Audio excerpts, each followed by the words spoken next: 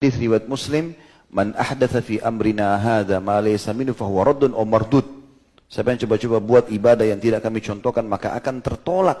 Itu perkataan Nabi sallallahu alaihi wasallam. Assalamualaikum warahmatullahi wabarakatuh. Oke teman-teman, kita sudah bersama-sama menyimak video tadi dan ustadznya menyampaikan hadis lalu diterjemahkan. Namun ada yang aneh dari terjemah yang dibawa oleh ustadz tadi. Hadisnya yang disampaikan adalah hadis riwayat Bukhari Muslim yang berbunyi ini. Bismillahirrahmanirrahim. Man ahdatsa fi amrina hadza ma laysa minhu fahuwa raddun. Lalu ustadznya menerjemahkan begini, siapa yang coba-coba membuat ibadah yang tidak kami contohkan, maka tertolak. Terjemah ini aneh teman-teman ya. Anehnya terjemah ini tidak ada pada matan hadisnya. Hadisnya berbunyi, man ahdatsa fi amrina hadza. Lalu diterjemah, siapa yang coba-coba membuat ibadah. Kata-kata ibadah itu tidak ada. Yang ada di sini adalah amrina, fi amrina. Amrina ini maknanya adalah perkara kami, urusan kami artinya urusan agama, bukan ibadah.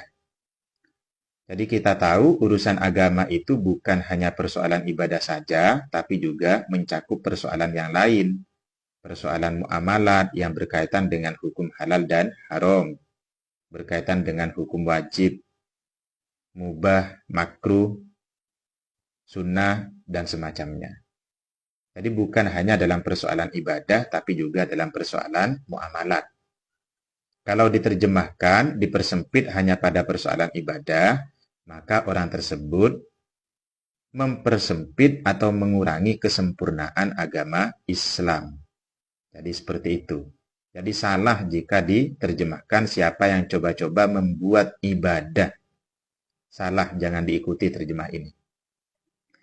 Apalagi redaksi yang lain dari terjemahnya. Yang tidak kami contohkan. Ini juga tidak ada. Yang ada adalah ma laisa minhu. Ma laisa minhu ini maknanya bukan yang tidak kami contohkan. Ma ini artinya perkara, ini adalah muhdasnya teman-teman. Karena ini menjadi maf'ul dari ahdasa. Kalau tadi terjemahnya siapa yang coba-coba membuat ibadah, itu seharusnya man ahdatsa ibadatan. Ibadah itu kedudukannya menjadi maf'ul dari ahdatsa. Ibadah itu adalah perkara yang dibuat-buat. Seharusnya begitu, bukan redaksi seperti ini. Ini redaksinya man ahdatsa fi amrina hadza. Muhdasnya yang mana? Ma. Ini. Perkara yang dibuat-buat ini. Ma perkara laisah minhu. Yang bukan bagian dari amrina. Bukan bagian dari urusan kami. Bukan bagian dari agama. Maknanya seperti itu. Bukan yang tidak kami contohkan. Jadi kalau diterjemah yang tidak kami contohkan itu justru salah total, teman-teman ya. Jadi kalau kita terjemahkan, barang siapa yang mengada-ngada, yang membuat-buat dalam urusan kami, artinya dalam urusan agama, membuat-buat perkara yang bukan bagian dari agama itu, maka tertolak. Seperti itu. Kalau kita aplikasikan, gampang. Aplikasinya bagaimana? Kita coba cek per kalimat saja. Di sini dari kata man ahdatsah ay ansya'ah wa ikhtara'ah min kibali nafsihi, artinya menciptakan, memunculkan, membuat-buat, mengada-ngada. Lalu fi amrina. Amrina ini adalah ma syara'ahullahu ta'ala wa rasuluhu wastamarruh al-amalu bihi. Jadi perkara yang sudah ada syariatnya dan bahkan sudah diamalkan. Perkara yang sudah ada syariatnya contohnya seperti sholat, zakat, puasa, haji, membaca Al-Quran, membaca sholawat, tolong menolong. Itu perkara yang sudah ada syariatnya dan semacamnya. Jadi maknanya ini bukan dulu tidak dilakukan oleh Nabi, lalu sekarang muncul. Bukan itu maksudnya. Jadi amrina ini adalah syariat, sesuatu yang sudah ada syariatnya.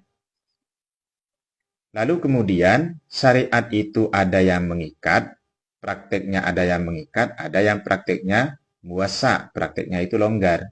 Tinggal kita pilah nanti dalam konteks usul fikihnya. Jadi seperti itu.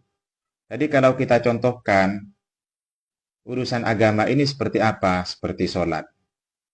Lalu ada orang yang mengada-ngada dalam urusan sholat sesuatu yang bukan bagian dari sholat. Contoh misalkan, sholat duhur Rasulullah sudah mempraktekkan. Kan shollu kama ra'aitumuni usolli. Itu adalah syariat yang mengikat. Rasulullah sudah mempraktekkan sholat duhur itu 4 rakaat. Lalu kok ada orang yang melakukan sholat duhur 5 rakaat, maka sholatnya tidak sah. Sholatnya tidak sah. Kemudian ada orang yang melakukan sholat duhur kok tidak membaca surat Fatihah misalkan. Ataupun tidak membaca surat Fatihah. Ya sholatnya tidak sah. Atau wudhu itu sudah ada syariatnya. Anggota yang wajib dibasuh ada 4. Lalu kok ada orang yang punya pemahaman yang wajib dibasuh kok hanya 2. Maka wudhu dengan mengikuti pemahaman itu, maka dia itu namanya mengada-ngada urusan agama yang berupa wudhu, mengada-ngada perkara praktek yang bukan bagian dari agama itu. Agama menetapkan 4 kok dia mengatakan 2. Jelas itu tertolak teman-teman ya. Jadi sudah jelas ya. Kalau misalkan prakteknya itu tidak mengikat, contoh seperti yasinan, itu kan praktiknya tidak mengikat. Syariatnya sudah ada. Yasinan di malam Jumat boleh tidak? Boleh. Bolehnya di mana? Karena yasinan itu adalah membaca surat Yasin. Membaca surat Yasin itu disunnahkan kapan saja. Boleh dirutinkan kapan saja. Boleh dirutinkan malam Minggu, boleh. Dirutinkan malam Senin, boleh. Dirutinkan malam Kamis, boleh. Dirutinkan malam Jumat pun juga boleh. Karena merutinkan kebaikan, merutinkan ibadah, itu juga pernah dilakukan oleh Rasulullah. Rasulullah merutinkan melakukan sholat di Masjid Quba setiap hari Sabtu. Sayyidah Fatimah merutinkan ziarah kubur setiap hari Jumat. Itu kan merutinkan namanya. Sahabat Bilal merutinkan sholat sunnah setelah wudhu. Nah itu sudah ada contohnya. Jadi kalau dirutinkan pada malam Jumat boleh, asalkan tidak sampai menafikan kesunahan di waktu-waktu yang lain. Yang tidak boleh itu jika menafikan kesunahan di waktu-waktu yang lain. Yasin tidak sunnah kecuali di malam Jumat. Itu tidak boleh. Surat Al-Kahfi hanya sunnah di malam Jumat. Selain malam Jumat tidak ada perintahnya. Itu juga tidak boleh. Jadi begitu teman-teman ya. Jadi selama ada dalil-dalilnya, baik itu dalil umum, lebih-lebih dalil khusus, maka perkara tersebut itu masih masuk dalam wilayah agama. Makanya di sini dikatakan ma laisa minhu itu memang perkara itu menentang agama, menyelisihi agama. Atau tidak ada kaedah-kaedah agama sama sekali ataupun dalil-dalil yang bersifat umum. Selama masih ada kaedah-kaedah agama ataupun dalil-dalil agama yang bersifat umum, apalagi yang muasa prakteknya yang luas, tidak terikat, ya maka kita boleh melakukan dengan cara apapun selama tidak ada larangannya. Membaca Al-Quran boleh dilakukan kapanpun selama tidak ada larangannya. Kalau dibaca di kamar mandi sudah ada larangannya, maka tidak diperbolehkan. Jadi begitu. Lalu selanjutnya, tadi saya katakan, amrina itu bukan hanya persoalan ibadah.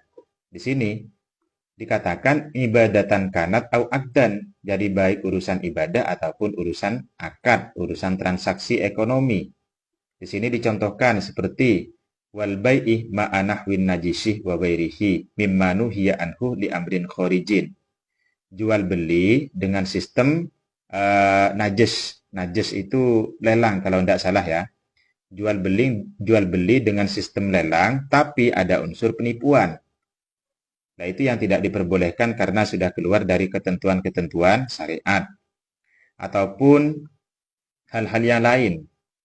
Kalau di sini dikatakan contohnya seperti nadar berdiri, nadar puasa berdiri di tengah terik matahari tidak berbicara sama sekali, itu dibatalkan oleh Rasulullah. Itu karena apa? Karena perbuatan itu adalah perbuatan yang tidak dicontohkan oleh agama, yang tidak dilegalisasi oleh agama.